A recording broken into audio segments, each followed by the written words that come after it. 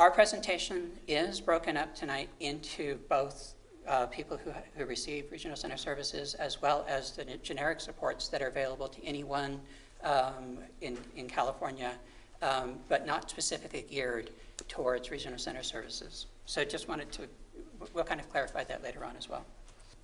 In the 1800s, if you were planning on traveling from New York to Oregon, it was a path that people didn't know how to make. They didn't know how to prepare for that journey.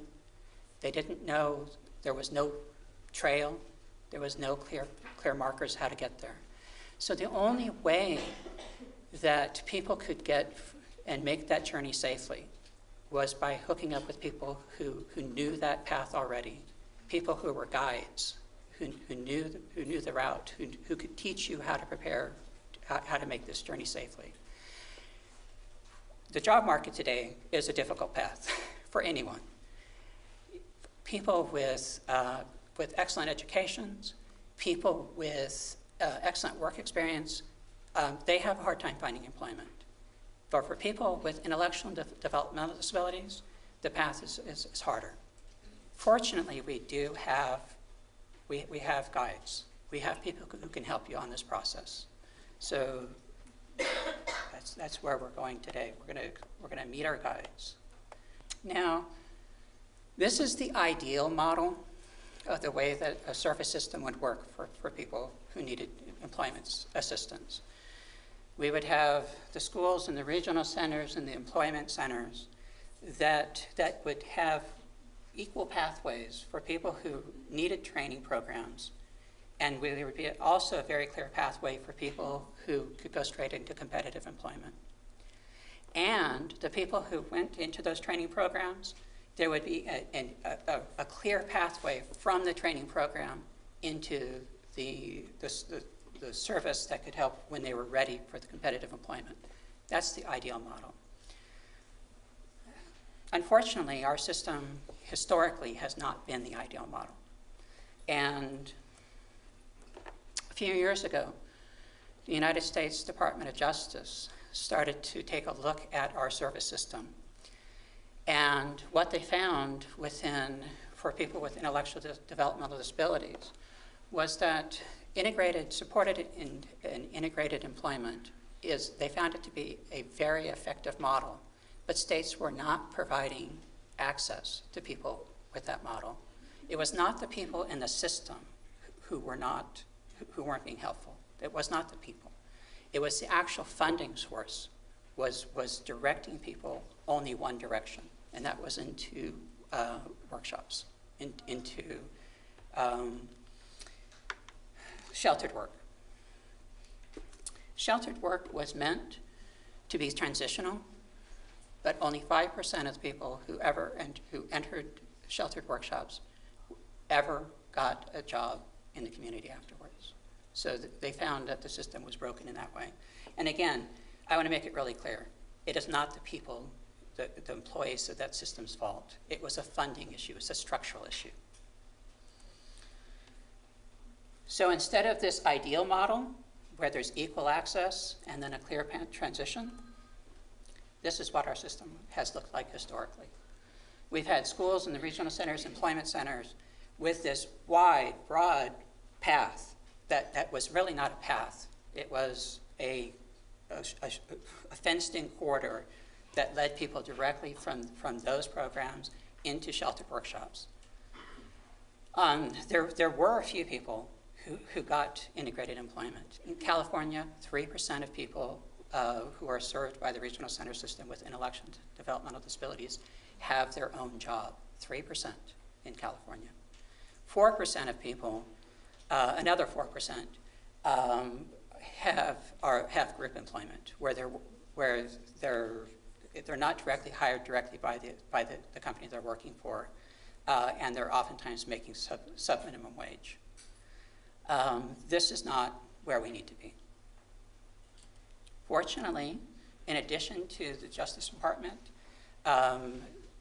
taking some actions, and by the way, California was definitely in the crosshairs for a Justice Department action. But I don't believe that's going to happen because there have been a number of other things happening. Let me branch out. In Rhode Island, they found that people in sheltered workshops were earning $2.21 an hour on average. In Oregon, they were making a whopping $3 an hour. By the way, there are studies that show that supported employment is actually a more cost-effective model than sheltered workshops. The other things that are coming down the pipe or that have just recently passed. The Workforce Innovation Opportunities Act passed in October of 2014. It is a major structural realignment of all of the agencies that do employment supports. It is focusing a large percentage of money on our youth and people who are in communities that are not engaged with the workforce. That is us. That is us. They recognize that if you can get youth employed, that what employers are looking for are people who started work and have had a progressive work history. And so if you can get people working as youth, they have a much greater chance of continuing to work throughout their lifespan. And by the way, we also very severely limits the opportunities for sub-minimum employment. Another thing that's going to, and we're not going to talk about this a whole lot, but another thing is I mentioned that structurally the finances of the system was what was channeling people from our preparation kind of model into work activity programs or sheltered work. And most of that money was coming from Medicaid. And so this HCBS, Home and Community-Based Services waiver change that's happening, this is making a very clear restructuring of that money so that people, the requirement under the HCBS, the new guidelines that are being drafted are saying that people need to be in integrated services and that those services need to be not only look like what people who do not have disabilities receive, but actually they should be the same services side by side with people who don't have disabilities. This is a wide-ranging change that's happening in our system. So this was passed in October of 2013, and it states that in the state of California, people with developmental disabilities, regardless of the severity of their disability, employment in integrated competitive employment is the first priority. And by integrated competitive employment, they mean that people would have jobs where they're actually they're hired directly by the company, that they would be working side by side with people who do not have disabilities, to the extent that that job naturally does, and that they would be earning starting at minimum wage or the rate that a person without a disability would be paid for that same work. The regional centers system, starting at the age of 16, should be notifying each person who has a developmental disability that this is the policy of our state. And along with this law, although it wasn't embedded in the funding, is the expectation that over time, that our transition programs and other types of services will be preparing people for this new model. We are moving towards this ideal. We really are. I think that this generation and the people in this room will be working at a much higher rate than our current 7% of people who are in either integrated work or in group work. Here's some excellent news. When employers were asked about their employees with intellectual and developmental disabilities, these are the numbers, and I would challenge high school students, college students, anyone else to come up with numbers that are as good as these. 89% of employers said that their employees with intellectual and developmental disabilities were dependable. 88% said that they were engaged in their work. 87% said that they worked well with their coworkers. 86% said they were highly motivated. 84% said they had excellent attendance. 79% said their work quality was good. 74% said they had good productivity. And 59% said that they had good adaptability in the tasks that they do. No surprise with that. That's not the typical job. That's not the typical thing we try to match people in. Again, when you ask employers who have people with developmental disabilities, 73% said that the experience exceeded their expectation or that they had positive experience with having an employee with an intellectual developmental disability. 8% said that it was a positive experience, but the support needs were higher than they expected. 18% said there was a mixture of experiences, and 1% were very non-committal. I don't know. This is a quote that I think we need to use with the people, the employers this needs to be our mindset. Most companies are not aware that it's more important to hire certain personality traits and attitudes than it is for skill. Skills are easy to teach. Attitudes, sincerity, enthusiasm, friendliness, courtesy, honesty, and warmth are not easy to teach. This is where we shine in spades. This is where we have our strength. You know, this is the classic thing in World War II. Every person was needed for the effort. I believe that every person who is capable of working, and our workforce is stronger when we have the gifts and talents of people with intellectual developmental disabilities in our workforce. We need you. Our workforce needs you, and frankly, as an expansion of an awareness of the skills and capabilities of people with developmental disabilities, the coworkers and supervisors need you, if for no other reason for that. Good evening, everyone. Welcome to the Department of Rehab. We're going to be doing a presentation about DOR programs and services. My name is Geeta Shivu, and I work as the rehab counselor at the Capitol Mall branch office, downtown Sacramento. And I have here Kami Ratuta, who is also a counselor at the Northeast office in Madison Avenue. First, let's take a look at the mission statement. The California Department of Rehab works in partnership with consumers and other stakeholders, providing services and advocacy resulting in employment, independent living, and equality for individuals with disabilities. Our vocational rehab service delivery model is based on 5 core values, which are quality, respect, integrity, openness, and accountability. Just a little representation of our process. First step is application, referral, eligibility, intake, eligibility, IPE, job preparation, job development, placement, retention, finally employed, and case closure. Let's look at the application process. Individuals who are interested in applying for DOR services may attend the orientation to receive more information about our DOR process, programs, and services. You can choose any branch office, and we have provided information about the addresses and phone numbers, so you may want to call. And the orientation may be on different dates or different times. With Capitol Mall, we have the orientations on every Wednesday at 9 o'clock. With Northeast office, it's on Thursday, 9 o'clock. So if you choose any of the branch offices, probably you may want to call and make sure that the time and date. And one thing that I want to include is that some individuals here, or some of you guys may have loved ones who are eligible for Alta Regional Services.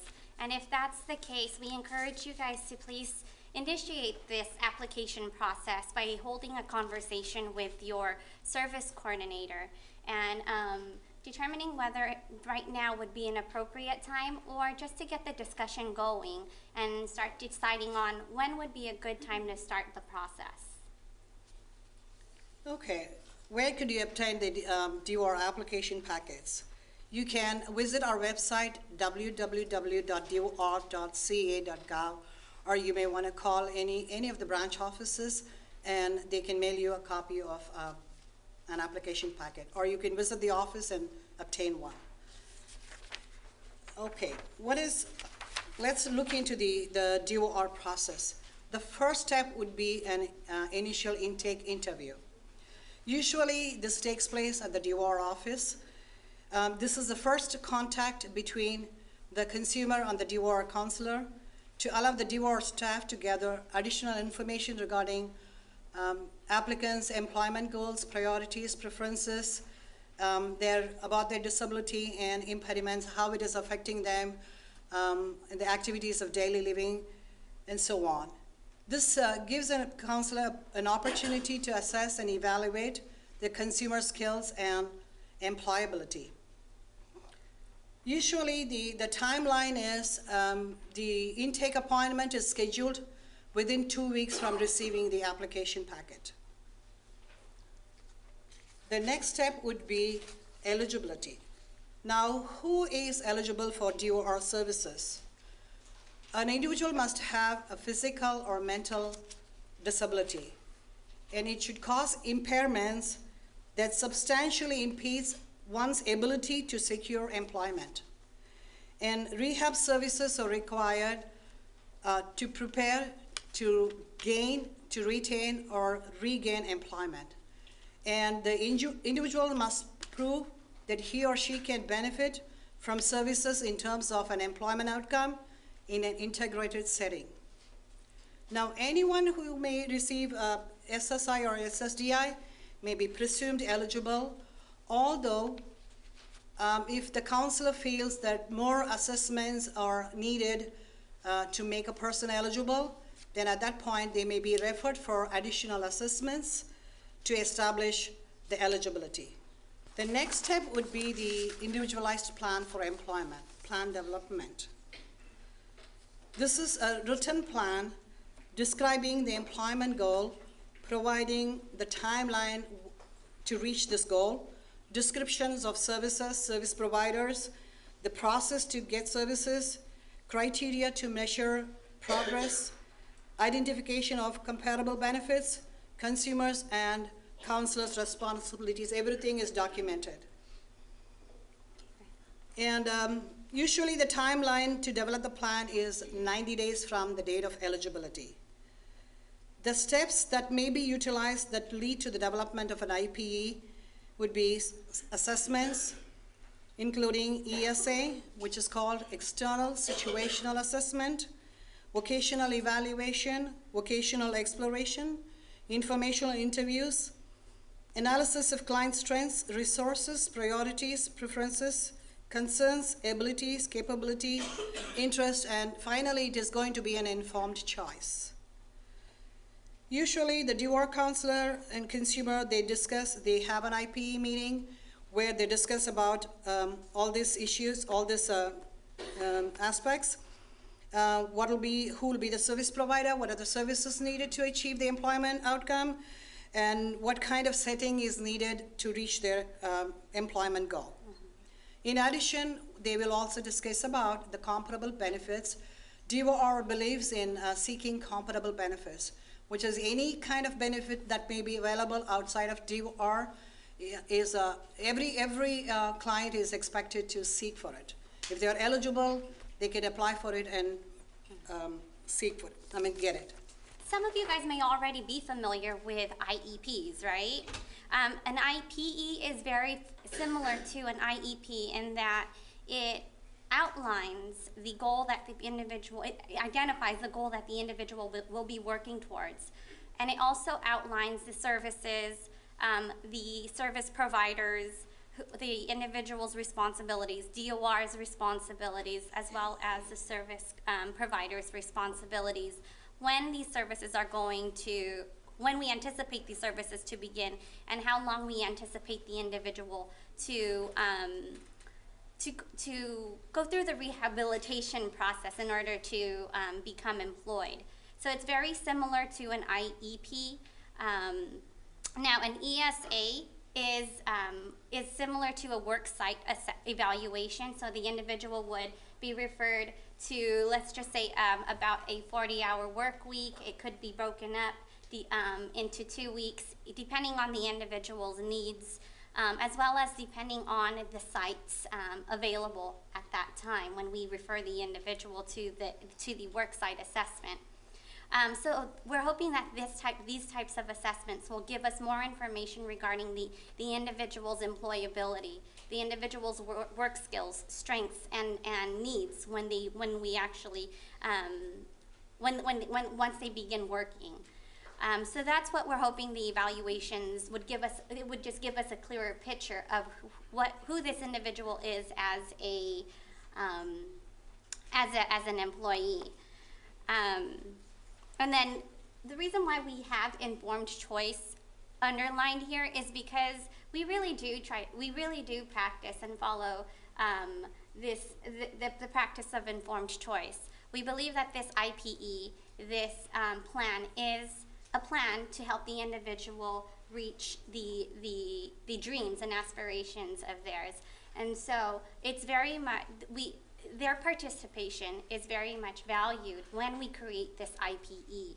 So it's really important for us to hear the voice of the individual when we're creating the plan. The ESA is actually a paid assessment, so it kind of a little incentive to the consumers to show their best performance. And it is usually carried out for 40 hours, spread for 2 weeks to see the consistency. Whether are they able to show up on time, are they able to properly come groomed and dressed, and are they able to communicate well, or do they have the interpersonal skills? Every aspect of work is evaluated, and it would clearly kind of at the end of the assessment would give us a clear picture, okay, how we can support this client. What are the support services needed for this person to achieve the goal? Or is this person employable?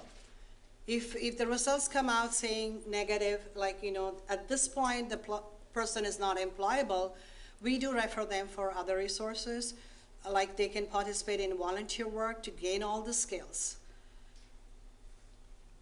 Okay, to make a mention of a few services that we offer, it's not limited.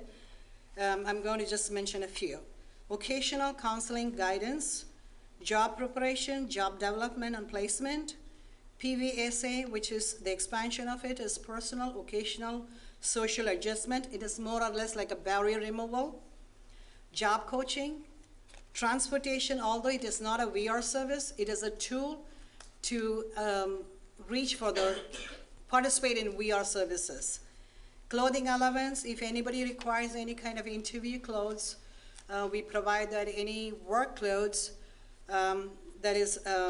we provide that.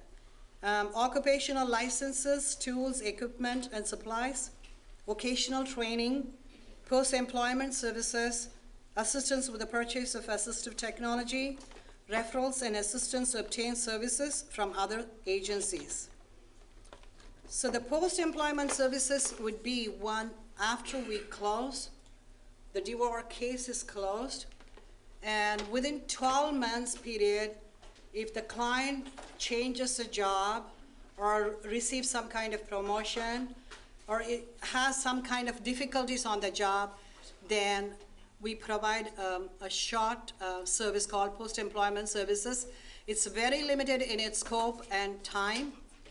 If the individual requires more comprehensive services, then they are encouraged to reapply for DOR services so that we can start a new record of services.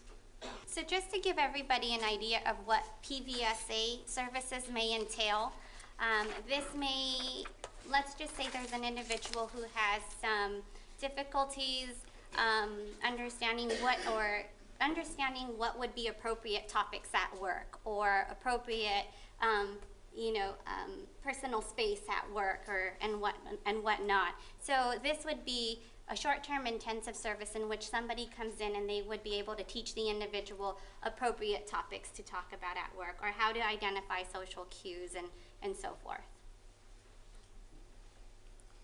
Okay, finally, there's the retention. Follow-up services once a consumer has secured employment. So the retention would be, we can call it successfully placed and stabilized is after 90 days of employment.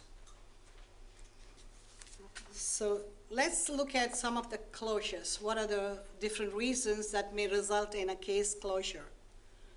Of course, the DOR wants successful closures, which would be an individual employed successfully for 90 days. That's the closure that we want. But there are other reasons why the case may be closed. The client may be determined to be ineligible for services, which meaning that they don't have a disability and they don't require VR services in order to achieve an employment goal. They are unavailable to participate in services, fails to maintain contact with DOR staff, makes informed choice to have the case closed, fails to cooperate in services according to the IPE guidelines. That's why the plan will say, what are the client's commitments? Are they following up with everything, every commitment? Same way, consumers' responsibility is also drafted there. So it is very, very important for the consumer to show active participation, involvement, because it is their life, it is their employment goal. And we are here to support them. Just, it's a recap of the DOR process. Application, referral, then intake, eligibility, IPE development, job preparation, job placement, retention, employed, stabilized, rehabilitated, case closure. Through Sacramento Employment Training Agency, we provide numerous services to the community of Sacramento. One of the areas that we work on is we have the Sacramento Works Job Centers. That's a proud partner of the Americans Job Centers. And what we have here in Sacramento is there's 5 job centers which are there for employment search and possible training depending on people's eligibility. And then we have 8 Sacramento Works training centers, and their focus is specifically training. And they work hand in hand with the job centers. And they're to provide you the tools to assist you with job seeking. And what we say through the Sacramento Works Job Centers is that you're in the right place. There's staff there that are there to happily help you with your job search. Depending on what your needs are, they'll lead you on the right direction, whether you come to a training center or a job center first. And these are the addresses of the 5 job centers. And with the job centers, there's actually one that's located just one parking lot to the front of the building, which is the Marc Sanders EDD site. And that site has our unemployment department, as well as Sacramento Works set of employees in there to provide services to you on helping you look for employment. So with the jobs centers, as I said, there's people that are, it's a friendly atmosphere because we're there to help you look for work or any family members or friends that you have, and knowledgeable. There's a lot of staff within the job centers that have worked in the employment field for 20 plus years. They live it, they love it, and they're there to help and serve, to help people find employment, no matter what their limitations or abilities are. And then we have the resources. We have partners within the community. Department of Rehab is one of our partners, as well as the unemployment department. And then we have different youth partners. We have in-school and out-of-school youth providers. And we also have different adult providers. Department of Human Assistance is a very large partner of ours. So individuals that are receiving TANF, they come in, they receive their services through Department of Human Assistance, but they're also linked into our job centers and training centers. And here's a list of all of our training centers that we have. We have 8 training centers. They all provide different services, and at the end, we do have some materials that we can hand out that lists the different types of services they provide. Some provide job readiness and GED and high school diploma preparation, and then others will provide occupational skills training, which could be anywhere from truck driving, business office technology, computer technology, janitorial, medical field. So there's a lot of opportunities that are out there for these agencies to help you with. And to register within our SacWorks system, we have an online program where you go in and you're able to go in there and register, and you can actually search for employment on that site. There's different great opportunities of different employment that comes from different websites like monster.com, but then we also have our in-house employment services department that puts in local jobs from Sacramento into the system. So if you go in and fill out a background resume within the system and finish it to a resume, employers can actually go in and seek your information if they see a match and call you for an interview, as well as the employer services department and career centers will actually go in and seek out people with different skills when they have an employer that's looking for a specific skill set. And when you come into a job center or training center, we ask you for your right to work documents, and if you don't have them on your first visit, that's okay. We work with you while you're obtaining those. But the standard type of ID is your California driver's license, or it could be an identification card, and your social security card. Passports can work, birth certificates. So there's different forms of identification that can work, but they do all need to be up to date and a Sacramento resident. And as you can see by the pictures here, we have computers, printers, copiers, and fax machine for your use, and it's all free. This is services that are there. So customers come in, if they just want to come in and sit on the computer and do internet job search, then you just check in at the front desk, go over to the computer, sign up for it. If one's available, you sit down and go ahead and work on usually they limit about an hour to be able to make sure everybody has an opportunity to get on the computer depending on the flow of the center for that day. And then fax machines, if you need to send a fax, you can come in and send a fax, as well as making copies of your resume to take to a job fair or to an employer. And I'll talk a little bit later about some of our disability services, but we have we do have accommodations at the job centers if you do need them. We have TTY phones, we have different software, Dragon Speak, and so forth, tables and other accommodations that are needed to provide universal access. And then we have job postings. As I had mentioned, that within the Sacramento Works system, the program, the internet site, that there's actually the one on the bottom corner here to the left, is actually some of the job leads that you could pull up in the system. So it kind of shows you how they're listed in there. And then the job centers will sometimes have boards that have job leads, and they update those regularly, as well as some of them have flipper boards that they put the different job leads in so that you can access that. In addition to staff, because staff, there's a lot of staff that are there that are knowledgeable about different types of jobs that are available and in the different industries, and they'll help you as well.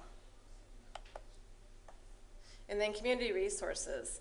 One of the great things about the center is our goal is employment, but a lot of times people need other resources to help them to obtain that employment. It could be anywhere from housing, transportation, using the services from Department of Rehabilitation, EDD. So there's a lot of different resources. Maybe family, you have a small child that needs to go to daycare, so we'd work with Head Start to be able to look at the eligibility for you to be able to place your child in a preschool activity, so that you're free to go to work. Books and publications. We do have the newspaper daily, which does have job leads as well, and then the business journal. And on the business journal, we have out at the Hillsdale site, there's actually a business information center, and there's one at the Del Paso site. So someone looking at going into their own business would be able to work with staff and partners within the community on how to build that business plan and see if it's a viable field to go into and help you move in that direction. And then ONET. ONET's another resource that you can go online to be able to look at and do some assessment of different fields of employment. It helps you learn about the labor market. Are there jobs in that field? I mean, one thing you want to do is make sure if you're looking at doing any type of training or putting a lot of energy into a job, are there actually jobs out there for you to be able to obtain once you finish training? And oh, go ahead, that's okay. And career exploration, which Career GPS does that too, is that looking at what your interests are. Because, I mean, know, everybody wants to be able to get up in the morning and go do something they love to do, which I know I do. So that's something that we really focus on too, is there's different workshops within some of the centers that really focus on how do we find out what it is that you like to do and that you have the skills to do, and let's work towards that employment. And if you're needing help with additional skills, it's a possibility if you're eligible and suitable for training that can help you along the way too. And workshops, I touched on some of them, but almost every single one of those centers has a resume workshop, interview, basic computer skills, and assessments. Some of them have soft skills workshops. So kind of as they were mentioning with Department of Rehab, teaching you on, you know, the timeliness, making sure you show up to work on time, understanding how to communicate with your boss or other coworkers. We facilitate those types of workshops too, to make sure that you're educated and you have someone there to help you. We also do mock interviews at some of the sites, so that way you can actually practice interviewing before you go in front of that employer. And if it's an industry that needs a panel interview, they'll put a panel together so that way you get that true experience of interviewing.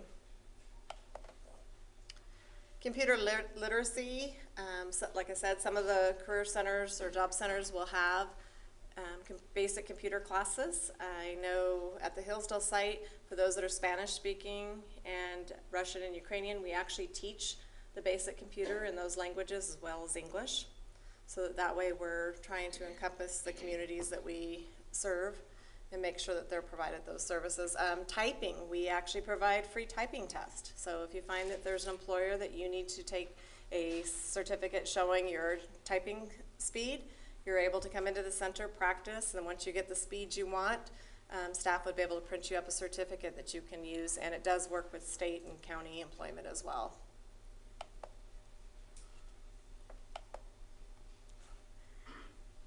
And then the SacramentoWorks.org, once again, that's our website that's there for you to use.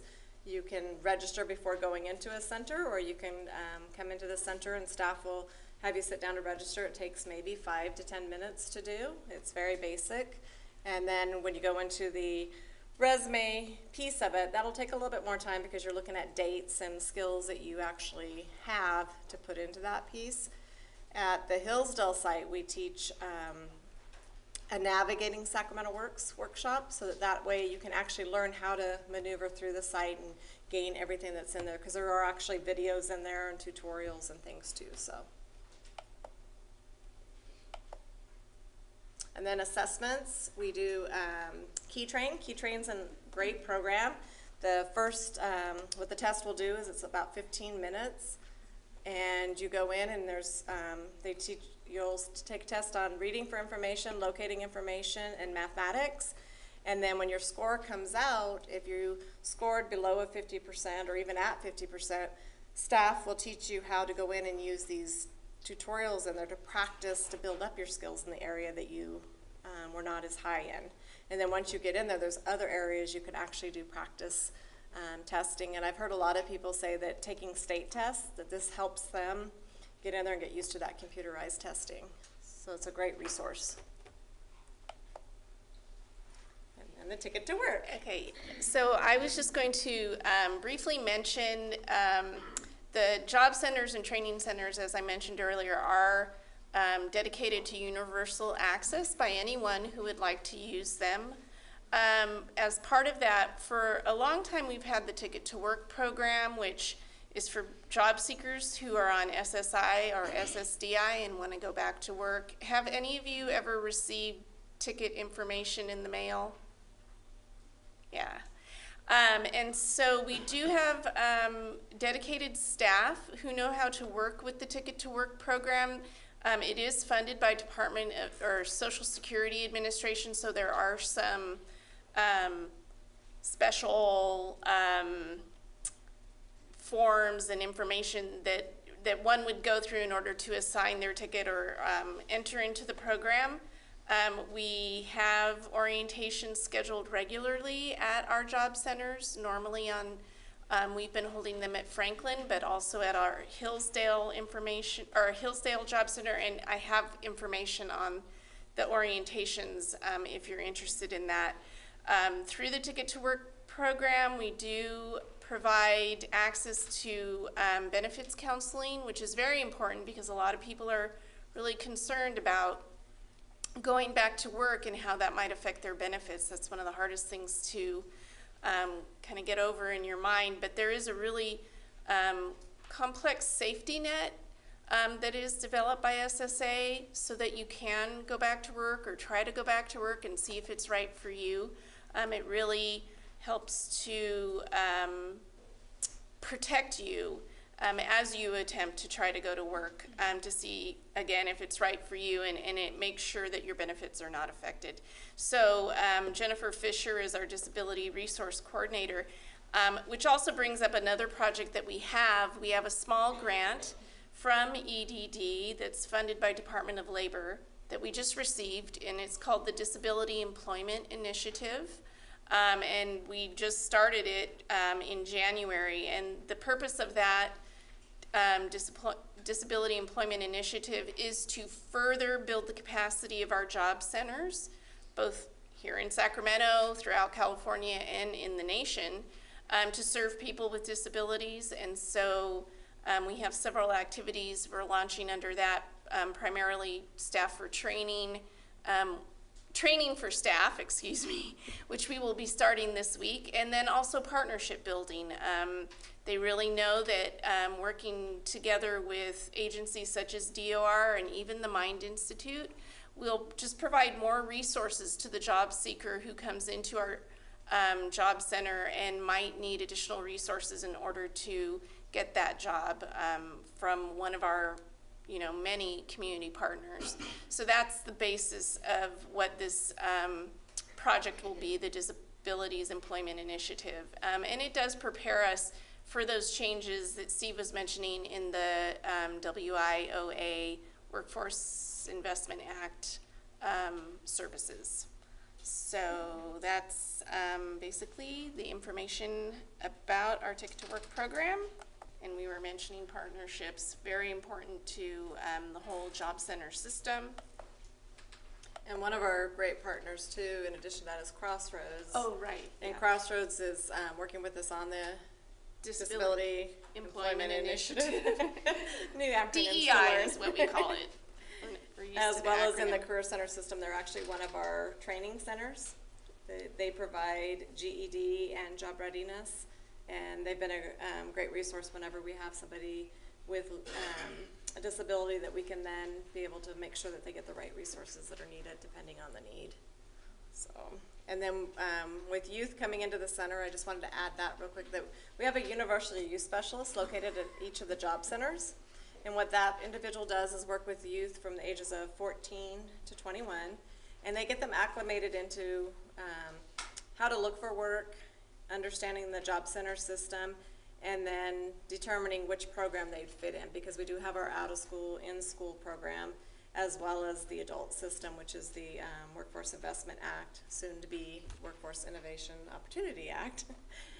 So we have lots of changes and learning coming, but it's all for the better, and it's going to be great. So thank you. It is all about the partnerships. For all of us, really, taking advantage of braiding the different services that are available is going to always be just a very, very helpful strategy for us. So to start off with, who can have a job with Regional Center Supports? According to California's Employment First policy, regardless of the severity of the disability, people with developmental disabilities have, should be the first priority within our system. I was a job coach to start with in the early 80s in the Bay Area. Was a job coach for several years, and more recently been a job coach for the past, for about 7 years. I have worked with people with strong verbal skills, no functional language, I've worked with people with complex behavior supports and people without any behavior issues. I've worked with people who needed daily check-ins at their work, and I've worked with people who just needed monthly check-ins. I've worked with people who had jobs that were 40 hours a week, and I've worked with people who have had jobs for 5 hours a week. So the variety of people that I have personally either job coached or been involved with people and observed the job coaching process really does span the disability spectrum. There are 4 main strategies that I want to focus on in terms of people with developmental disabilities getting employment. First one being pre-employment opportunities, and I really like to focus on that, on the idea of the in-the-door, on-the-ground kind of opportunities in terms of volunteering, internships, and on-the-job training kinds of things. Job development is a very important component. Job coaching, and then follow-along support, including income reporting. We had to mention the fact that people with disabilities who qualify for Social Security, there's no reason not to work out of fear of losing your benefits. Your benefits may decrease, but when you add those to the earnings that you earn, you will always come out ahead. And the most important thing to know is that if your job were to end, your benefits are reinstated very, very quickly. So benefits, and we've got some great things, both SETA or the American Job Centers as well as Department of Rehab have benefits counseling that will be very helpful for people in understanding that. I believe that volunteering and internships and on-the-job trainings are probably the most effective tool that we have in terms of getting people into employment. We know that people with intellectual and developmental disabilities have difficulty generalizing, transferring skills. And we have spent, in many cases, too much time, way too much time, in terms of getting people ready for employment. When you develop skills and strategies in real-world situations, if a job coach is able to get into and assist a person in a volunteering or internship opportunity, you are facing real situations and real outcomes. It's a real situation not only for the person that you're job coaching, but it's a real situation for the job coach.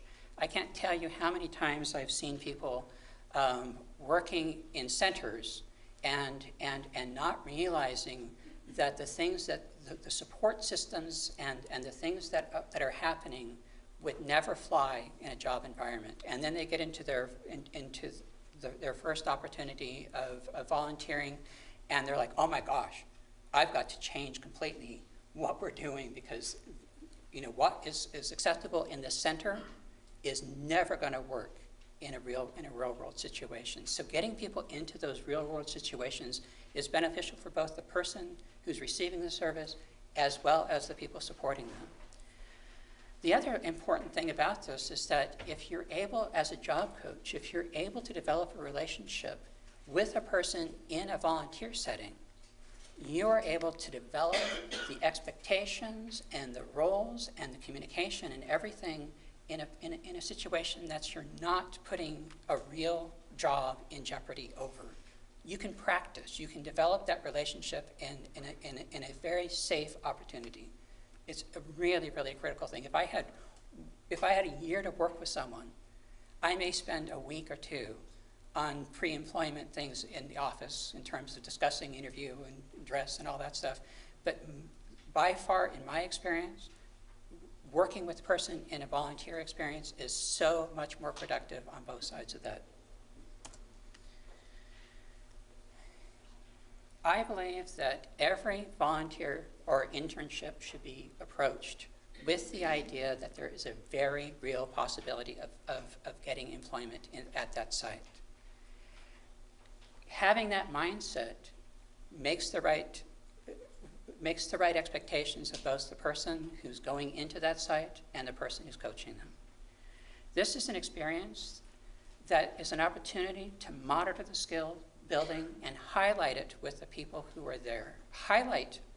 Make sure that you are tracking what that person is doing.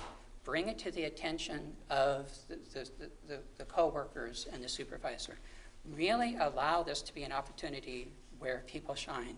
And that will not only help with the people who are in that situation recognize what's happening, but it's also a way that you can make sure that you're fostering the expectation and the feeling of success of the person that you're working for. This is really an opportunity to shine. And if nothing else, as I said earlier, this is an opportunity for you to raise the awareness and the expectation of people who are in the community about the abilities of people with disabilities. I think that volunteering is just an incredible tool. And I've seen it over and over again.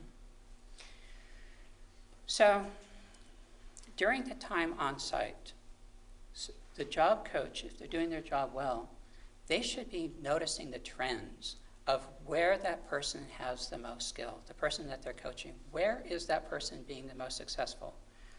And in addition to just noticing that, the job coach should also be working with the employer more than just, obviously initially there's going to be a very intense focus on making sure that the person is doing the task right. But as that intensity fades, it's an opportunity to do an observation of what other tasks that are in that environment that would be ideal for the person with a disability to take over. And also do an observation of how much time are the people who are employed in that situation spending away from their core duties doing these tasks that really could be done very well by the person that you're supporting.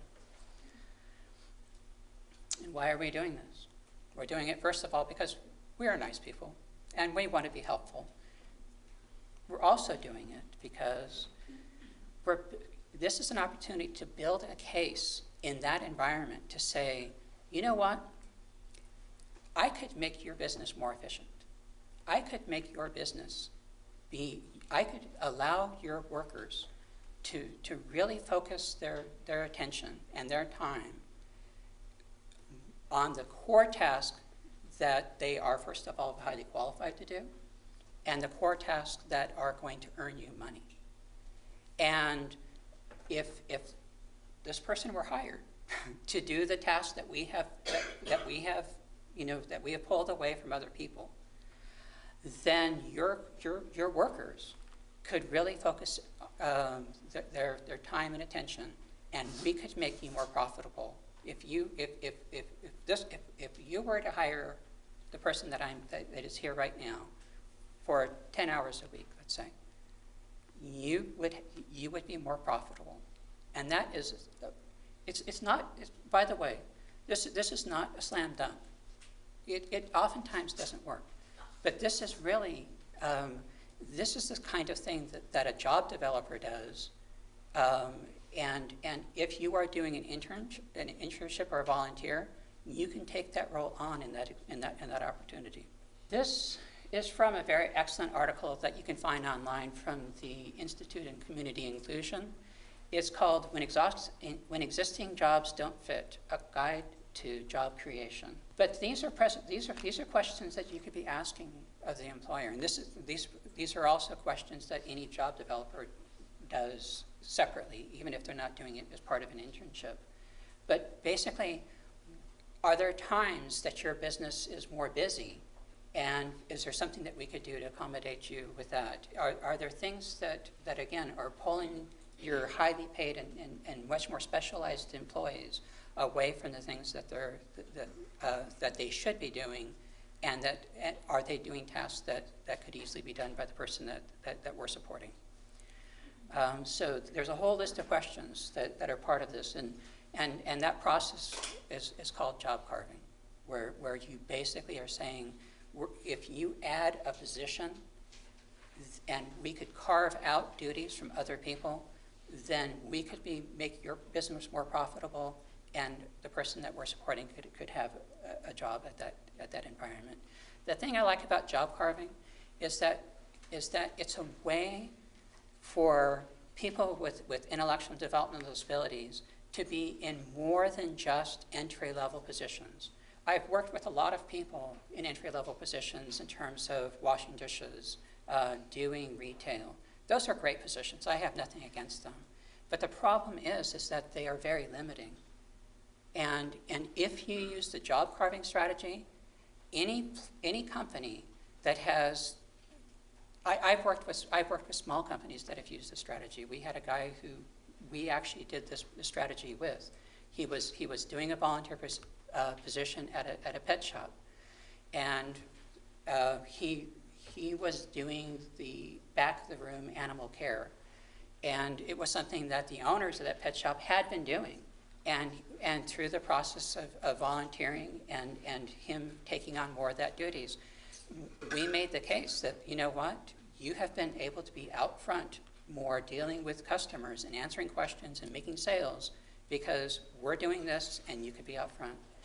And so job carving is an opportunity to get people into banks, into hospitals, into tons of places that may be highly technical, but the jobs that we are taking out just happen to fit the perfect needs and the perfect abilities of the person that we're supporting.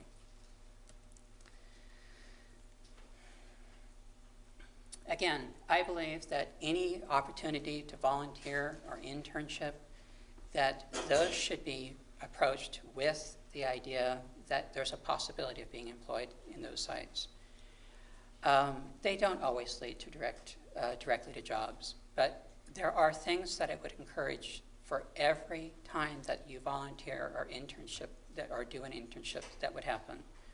Always, always have an exit interview. Always announce well before you're leaving, on this date, I won't be here anymore, and I'd like to set up some time to talk with you before that happens. Always, always make a pitch for job carving. Always make that pitch about, I have been doing these things, and you really need to come prepared with that. It's not just, oh, I could help you out. You really need to come prepared for how much time, when you have done these tasks, how much time you save the different employees. So you need to come prepared if you're going to do this. You've invested in this company. You've demonstrated your abilities. You are going to have so much more of a chance through this experience of getting a job than you would ever have of just filling out a job application or cold calling in an interview. You know, I'm an employer, and when I put out an ad for the basic level tasks that I put ads out, I get hundreds and hundreds of calls. That is not an exaggeration. I have a separate line set up to get the calls because I just can't answer them. And I'll be honest, I screen those calls before. I do not talk to every person.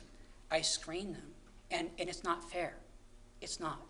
But it's the reality that an employer faces.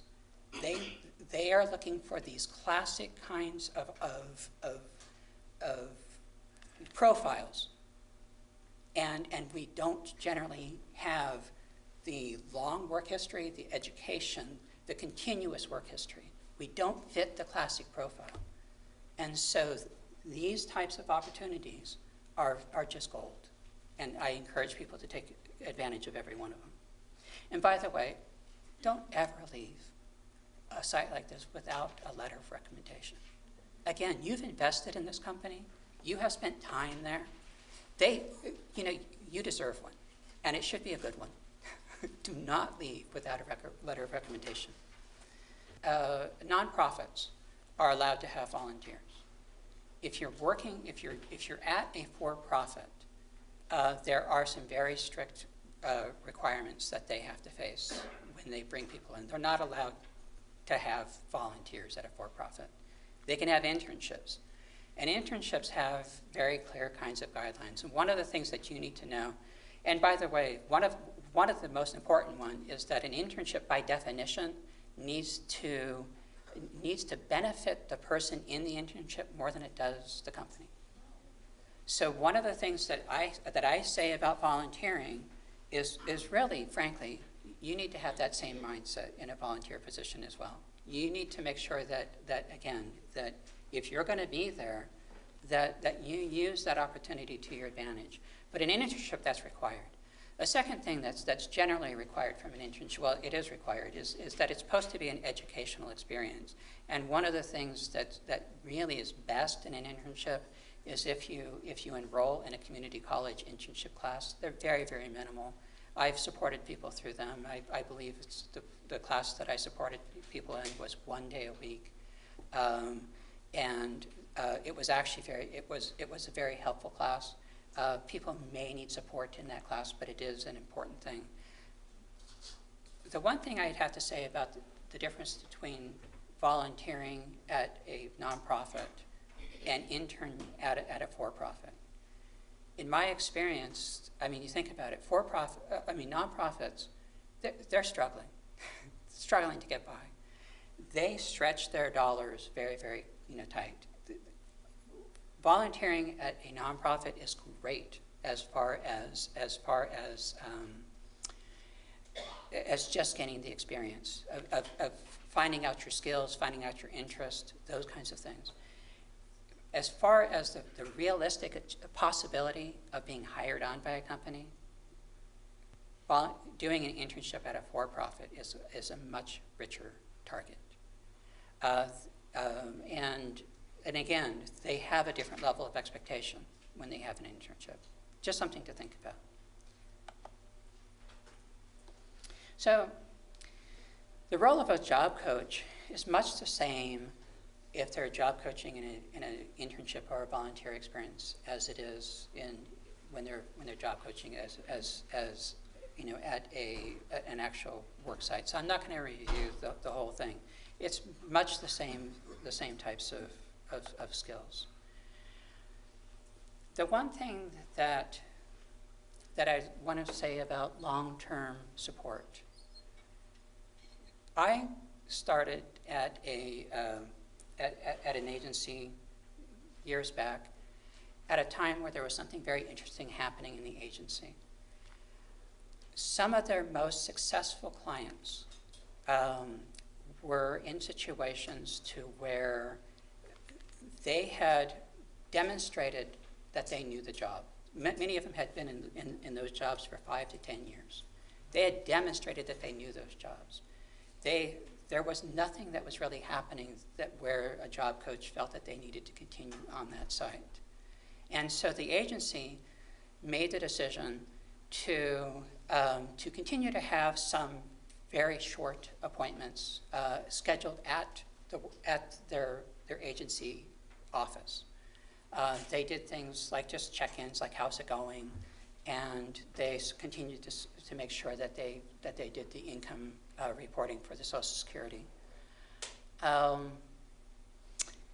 And the problem that they identified was that these people who were in very successful long-term jobs, when they had continued to support them on site at their jobs, they were working 3 to 5 days a week, 5 to 8 hours a day, about averaging probably 20 hours. When they stopped job coaching over a period of years on site, many of those same people were now working 1 day a week, 3 to 5 hours a day. Why? The task that they had been trained for had changed. The new opportunities had come up, but the person with a disability wasn't considered for them because they were concerned about who was going to spend the time training them. The expectation of coworkers and managers had decreased, and the expectation oftentimes of the person with a disability had decreased as well. So things had started to unravel. Now, people didn't, by and large, lose their jobs. but they were minimized in their jobs. And so one of the things that I highly, highly suggest is that there be long-term presence of the job coach. And by the way, it doesn't take any more time. When I continue to do this, I go into the site and make sure simply that the supervisors know who I am. And by the way, another thing that happened when people stopped coming is the people who were identified as natural supports, they had left. Our people had worked there longer than the supervisors and coworkers that we had trained as natural supports. So the new people coming in, they had no idea that they had supports. And so the whole situation of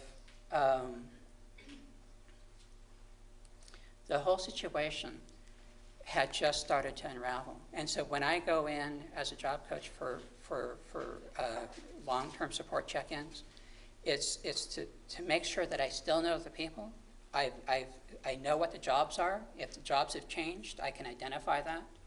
And the other thing is I always make sure that I talk to the supervisor and let them know, you see me and we chat, but if there's ever a new situation, I can jump back in and work full-time, if necessary, to retrain for a new task.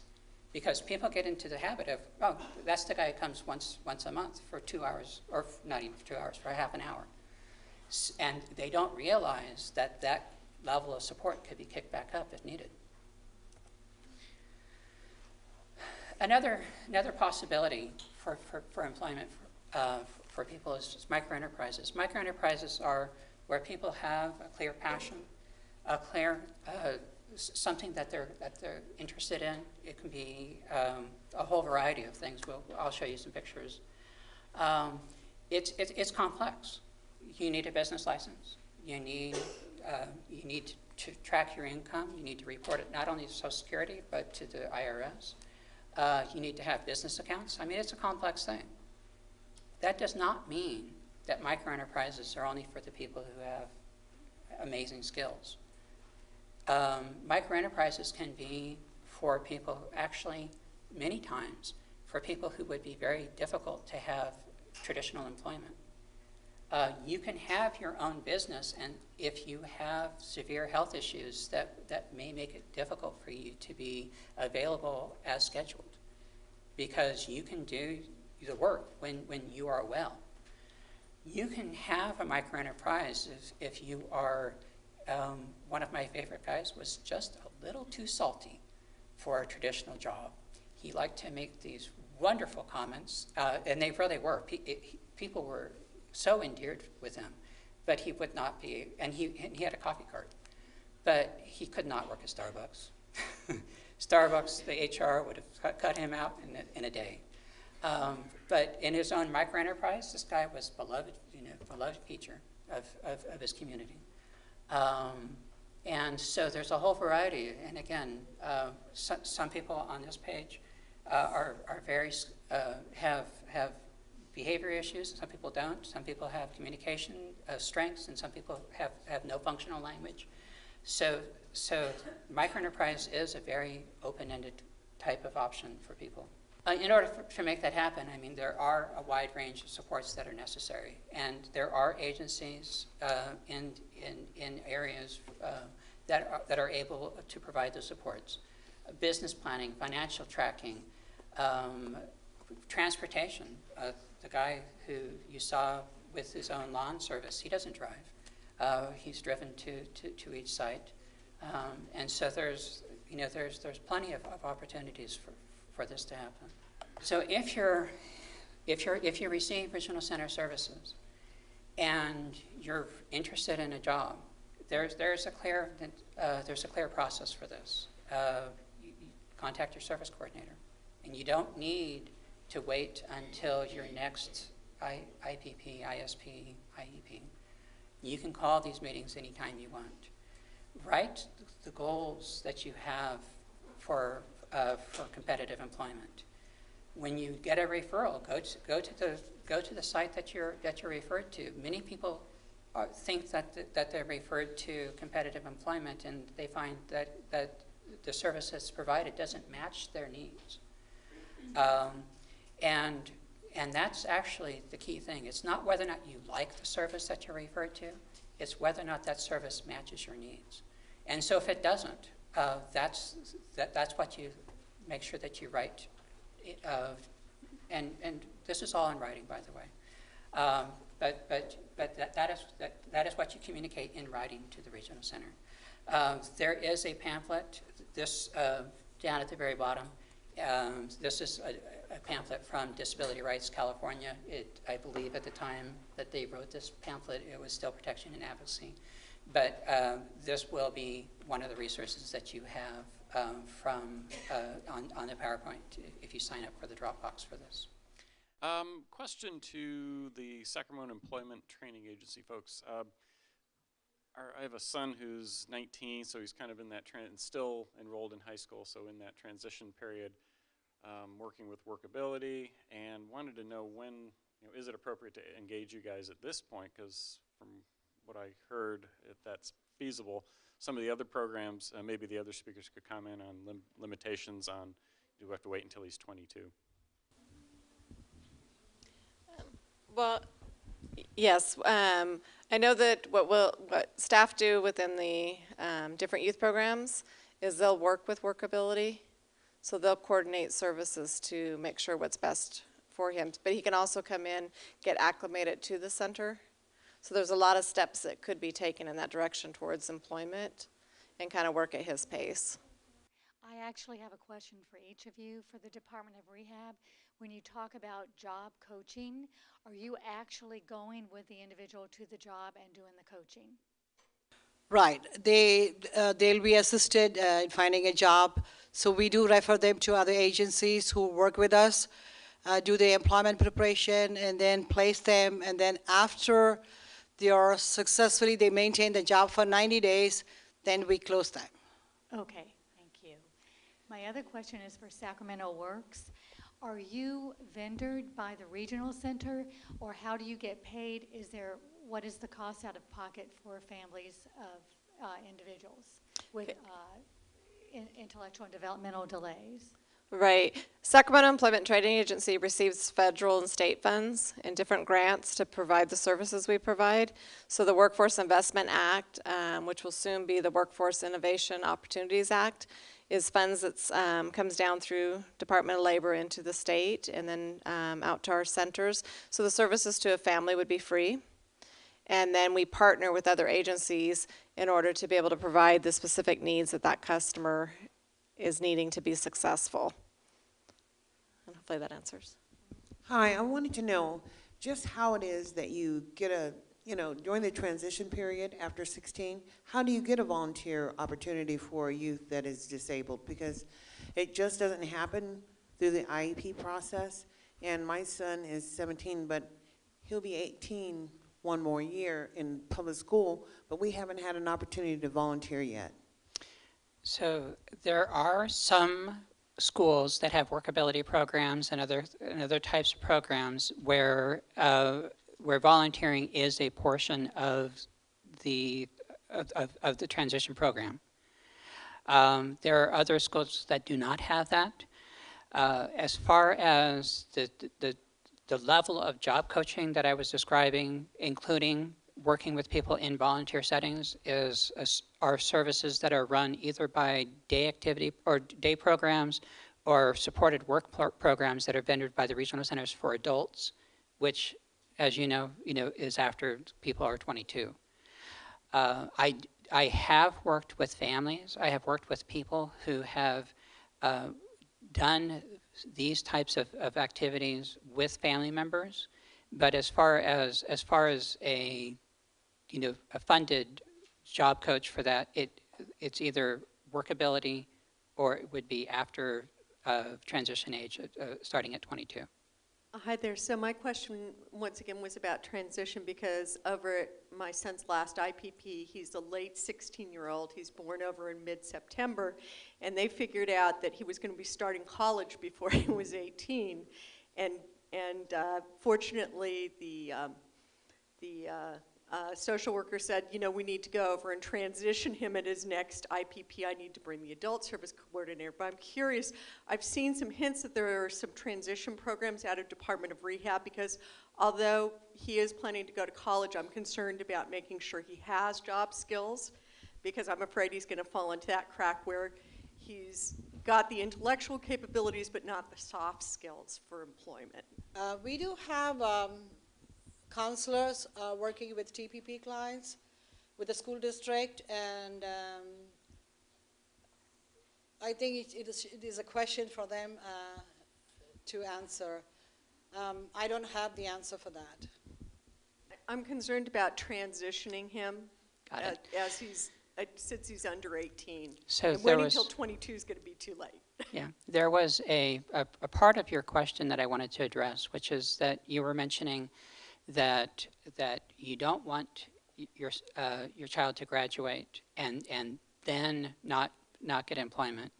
And the one thing that we just had a workshop last month on college supports, and one of the things that was emphasized at that presentation was that choosing colleges that have an emphasis on internships is really, really important, because I know many people who have college degrees and do not have employment afterwards, because again, you're competing in a within a structure that may not fit where our people shine.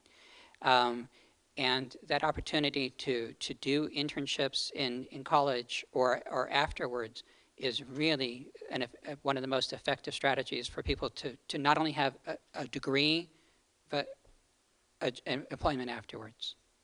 I wanted to ask a couple of things. One was the employers that are employing our adults with disabilities. Are they paying a $1 for $1, or are they getting support, federal support also? So if the person is currently receiving Social Security, there is a tax benefit to employers that pays them for, and I don't know the length of time. The interesting thing about that is that the research shows that the people who are eligible for that benefit, it's almost never claimed. And one of the things that we need to do as a support system for employers is to assist people with knowing how to complete those forms and claiming the benefit that they're entitled to. But there is a tax credit for that, but it's relatively short term, I believe. Thank you. I just wanted to add to the information that Steve provided regarding the tax credits to employers.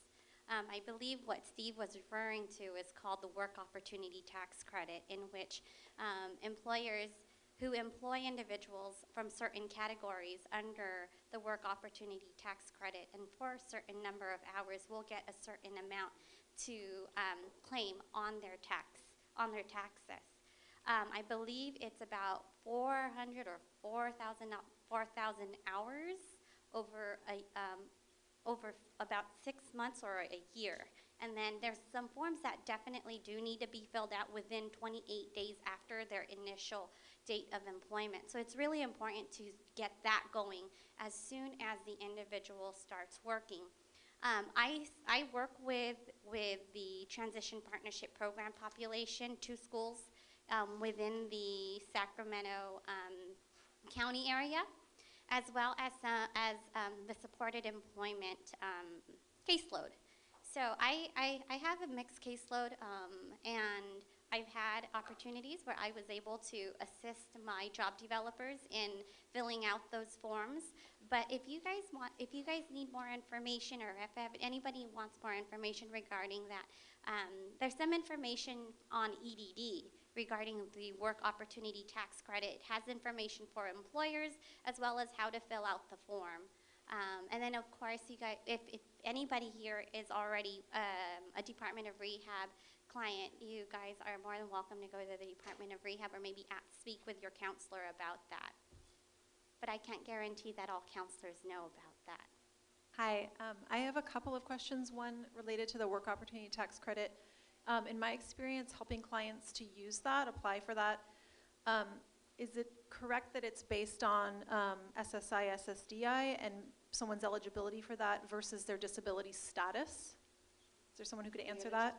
For the eligibility or? The eligibility for the work opportunity tax credit. I believe that it's based on someone's. I think commies are expert in this area. To answer that question, I had one individual who was not on Social Security, and the employer was able to file for the work opportunity tax credit. So there's Based on the other eligibility criteria. just based on that eligibility criteria. So Right. there's certain populations in which an individual would or employers would be able to claim the tax credit based on the employee's I guess demographics or background. Right. But I do believe that it's not based on someone's disability status and on whether or not they have received services from the regional center. Like that's not one of the criteria. No, it's criterion not. for- Yes. Okay. Mhm. And then my second question was about internships. And I'm wondering if, when you're working with a school, there's usually, unless there's like a halfway through the semester version, it's usually you have two opportunities, one in fall semester, one in spring semester. And if someone discovers, comes across a potential job opportunity between those periods of time, how would they work with one of the community colleges to participate in an internship, or is there another way that anyone has ever experienced trying that rather than just, if you miss the boat on fall or spring semester, how does that work? That is a good question. And you know what? I will do some research on that and get back on that. That's an excellent question. I have a question for Steve in regards to the supports that you mentioned for micro businesses.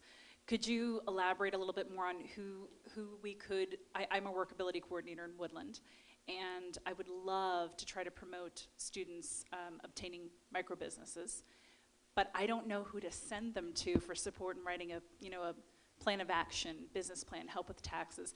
They certainly don't want my help with that. So who can we send our students to and their families?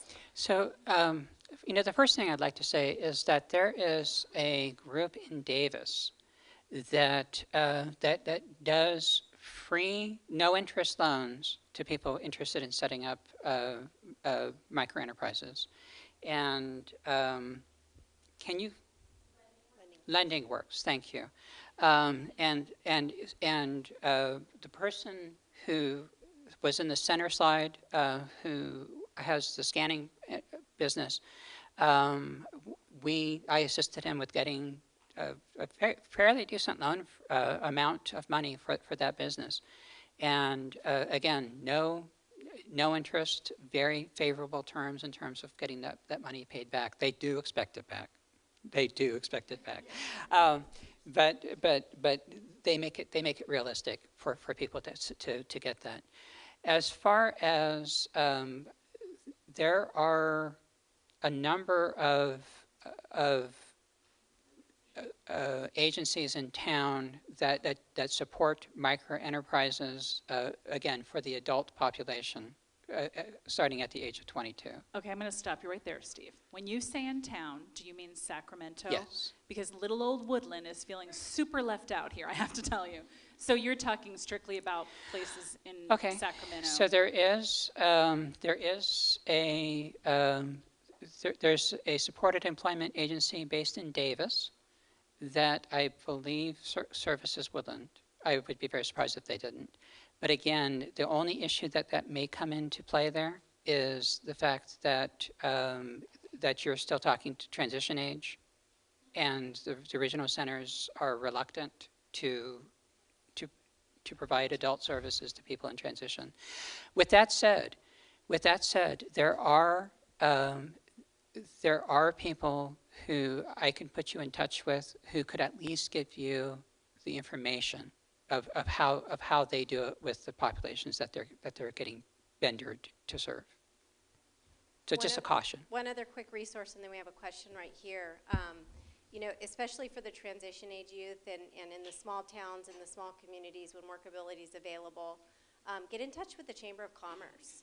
And they can set you up with a small business mentor, somebody who knows that business side of things and how to get the business license and who the best accountant in town would be, who could do it for, you know, a reasonable rate, that sort of thing.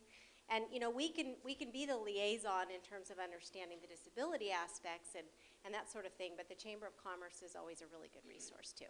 And we have a question right here. I just have a question regarding the safety and is there any sort of screening that SacWorks does when working with adults to put them into positions regarding safety or regarding environmental appropriateness for them? As far as safety, are you talking about physical safety or? Is there any background checking or, I'm sure there is, but what is done to kind of ensure that the jobs that are being applied for are safe and real? And Right. Well, I know that our Employer Services Department that does do a lot of research with, you know, seeking out those employers to put on our website, that they do go through to, you know, do as much as they can to make sure they're legitimate companies. And then once if they do find out a company is not so legitimate, they take them off the site and won't allow them. So an employer can't go onto our site without getting approval through Employer Services.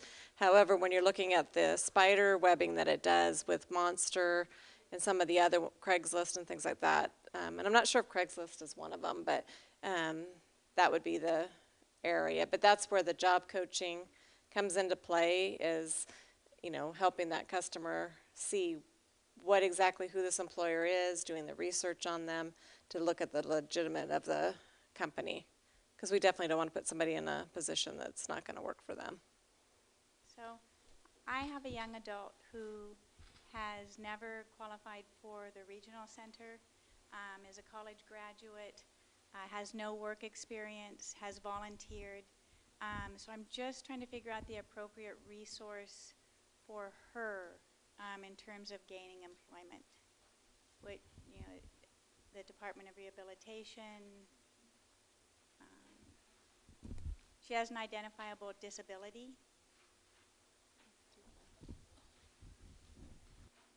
We could do some assessments and evaluate the person and see what the skill level is and try to guide them, you know, what would be an appropriate goal for the person. If it is school, we could refer them to school and we can support. If it is employment that they are seeking, there are a lot of assessments that we can do. We can do an occasional exploration to see what kind of goal would be a good goal depending on their interests, aptitudes, temperaments, and so on. We can also evaluate by doing an ESA whether they have any skills at all, how well they can follow instructions, what are their communication skills, interpersonal skills, the work abilities, and so on. And if I can add to that, the Sacramento Works job centers, I mean, she'd be more than welcome to come in and, you know, work with a job coach to see, you know, where her degree was in, her skill level, and looking for opportunities for internships, you know, if it needs to get those skills going to hopefully obtain employment through there, or direct placement. So that's definitely a resource. It's not for the Sacramento Works. I mean, she can still come in for universal services, but El Dorado County has their own job centers within their system. But near El Dorado is the Rancho Cordova Job Center, so she could use an Access Core Services for help with job placement. I'd like to address this question to Kami Ratuta. She is an expert in Asperger's. She wrote a guide for vocational rehab counselors as part of her master's degree. And my question for you, Kami, is how do you counsel somebody whose disability is social cognition, social communication, and whose disability absolutely is concentrated in the ability to benefit from counseling and to understand the counseling that you're doing. How do you do that? And what would you recommend to the people who have Asperger's or to their loved ones, parents, and others concerned? First of all, I wrote this book as part of my thesis because I am very passionate about Asperger's syndrome. And I don't call myself an expert. I think I just am knowledgeable in the area. So I don't want you guys to think of me as an expert, though. Yeah, so though he may think otherwise. Now, to answer your question, it's the approach that I like to take is because humans are very, and the situations are very individualized. I like to take every situation with the individuals who I work with individually. So I work with them, counsel them specifically because what I see and give them some techniques, concrete techniques that they can actually utilize.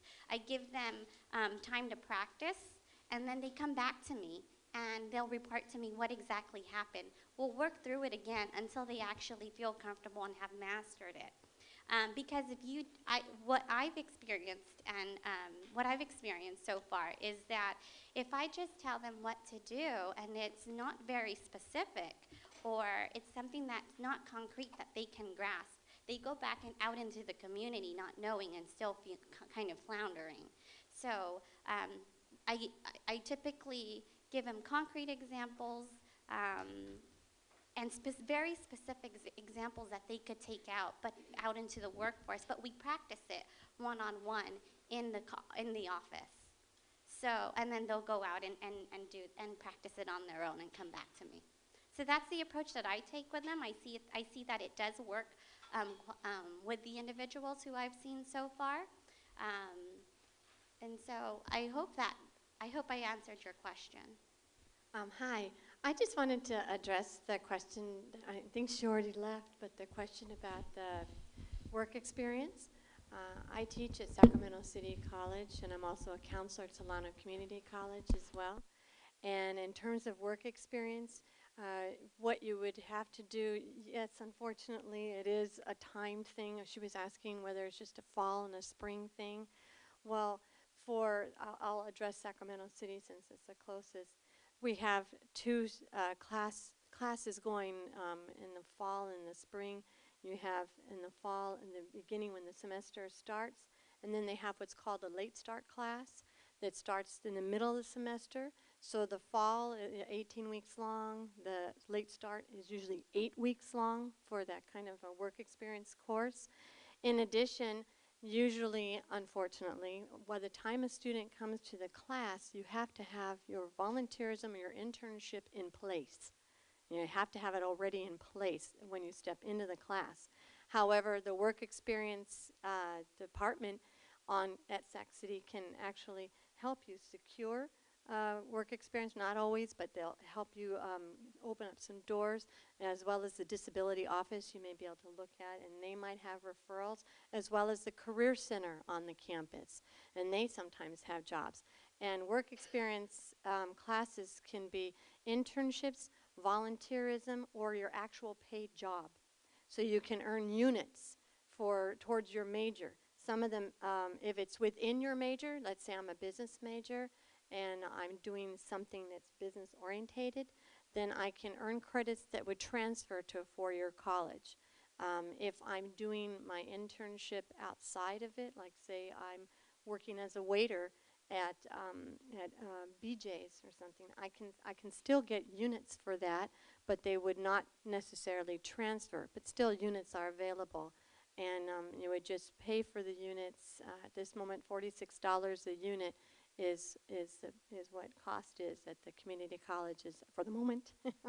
But there is financial aid available for that as well. Steve, this question is for you, and it goes back again to the job coaching. You touched on something kind of briefly at the end of your presentation.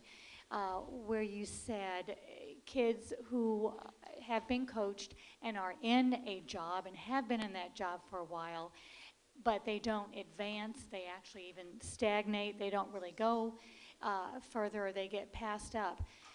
I can actually totally see this happening. So what is your recommendation when you say get him back in touch with a job coach, but yet I heard like at the Department of Rehab, after 90 days, they're no longer there.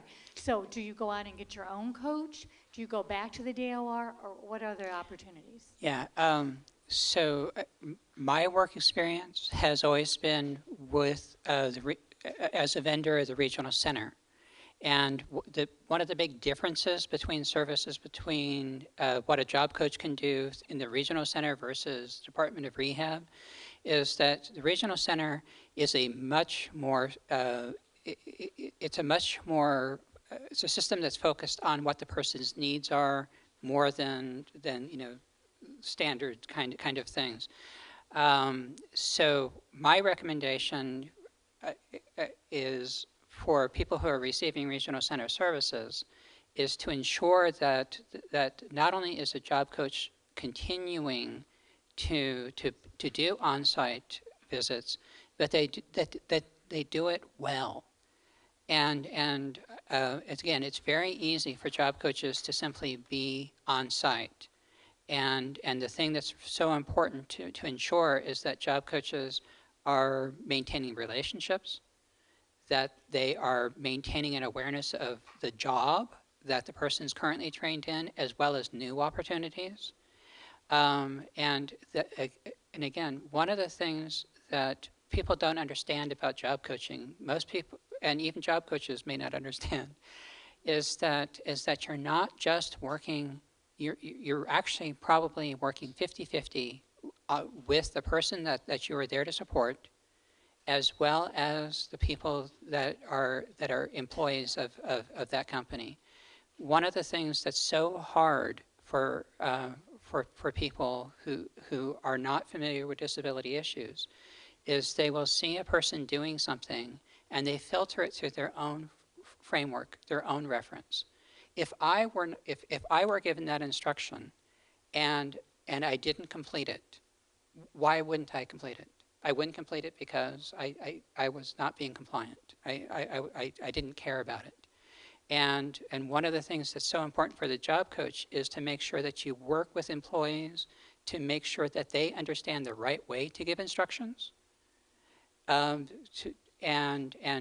also to understand that, because every person I've ever worked with has cared deeply about their job.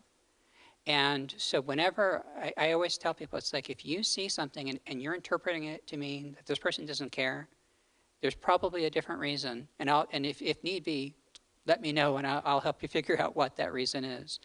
But my whole point in that was that for regional center services, there is a lot of flexibility, and we just need to make sure that for the people that are in that situation where they have job coaching still, that the job coaches are continuing to do that in an intelligent and an effective way. The UC Davis Mind Institute was created in 1998 with a promise to find cures for neurodevelopmental disorders. Every day, our physicians and researchers come closer to fulfilling that promise. Their groundbreaking research on autism, Fragile X syndrome, chromosome 22q11.2 deletion syndrome, ADHD, and other brain disorders are helping children achieve their fullest potential. Please visit our website to find out more about current studies, upcoming events, and how you can help make a difference.